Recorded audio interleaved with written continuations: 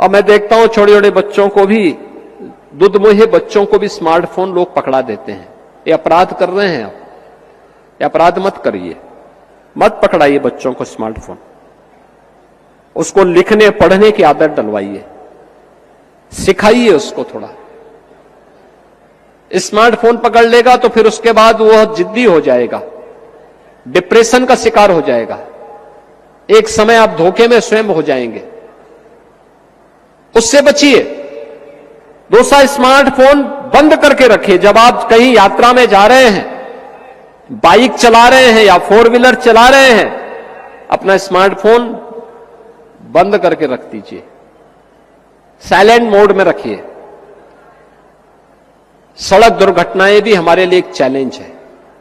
कितना चैलेंज है, नौजवान बच्चे चपेटे में आ रहे हैं, परिवार समाप्त हो जा रहे हैं।